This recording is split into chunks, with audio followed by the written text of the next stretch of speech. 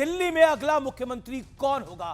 करीब 20 घंटे बाद यह पहेली सुलझ जाएगी, लेकिन रेस में कौन आगे है यह हम आपको बताएंगे।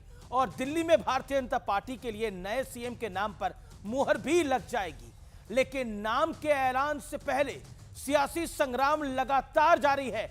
आम आदमी पार्टी कह रही है कि बारात तैयार है, मंडप भी तैयार हो गया है, लेकिन दूल्हा कौन है इसका अब तक कोई अता पता नहीं है। तो कांग्रेस कह रही है कि नाम में देरी करना तानाशाही है। लेकिन इसी बीच एक जोरदार सियासी एक्शन हुआ है। दिल्ली में बीजेपी के एक तेज तर्रार विधायक ने आरोप लगा दिया है कि पूर्व डिप्टी सीएम मनीष सिसोदिया ने अपना कैंप ऑफिस खाली करने से पहले वहां के पंखे, एयर कंडीशन और फर्नीचर की चोरी की है। याद कीजिए कि ऐसा ही आरोप यूपी में अखिलेश यादव पे भी लगा था और हाल ही में बीजेपी ने अरविंद केजरीवाल को डिजिटल लुटेरा भी कहा था, क्योंकि आरोप है कि केजरीवाल ने दिल्ली सीएमओ के ट्विटर हैंडल पर को अपना पर्सनल अकाउंट बना लिया था।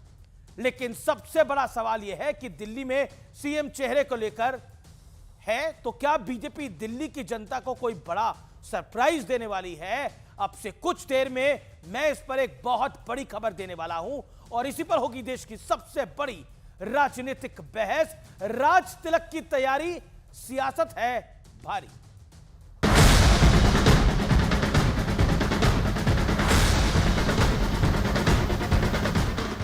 दिल्ली में 27 साल का सत्ता वाला सूखा समाप्त करने के बाद बीजेपी भव्य शपथ ग्रहण की तैयारी में जुट गई। 20 तारीख यानी गुरुवार को सुबह 11 बजे शपथ ग्रहण होगा, लेकिन विपक्ष इस पर सियासत वाला ग्रहण लगाने की जी तोड़ कोशिश कर रहा है। ये भारत के इतिहास में पहली बार हो रहा है कि बारात तैयार है, मंडप भी तैयार किया जा रहा है, दूल्हा कौन है ये नहीं पता अभी तक। क्लियर कट मैंडेट दिया है दिल्ली की जनता ने, 10 दिन क्यों नहीं मिल रहा।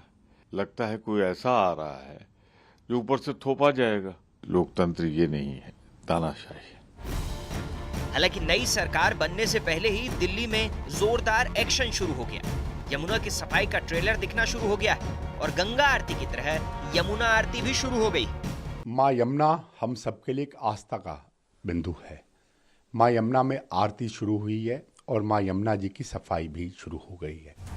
हालांकि उद्धव ठाकरे गुट के बड़े नेता आदित्य ठाकरे कह रहे हैं कि दिल्ली के एलजी ने भेदभाव किया, जिससे जनता का नुकसान हुआ। यमुना की सफाई आम आदमी पार्टी सरकार के दौरान शुरू होनी चाहिए थी। इस बीच बीजेपी विधायक रविंदर सिंह नेगी ने आरोप लगा दिया है कि आम आदमी पार्टी से पटपड़गंज के पूर्व विधायक मनीष सिसोदिया ने विधानसभा कैंप कार्यालय से एसी, टीवी, टेबल, कुर्सी और पंखे जैसे सामान चुरा लिए।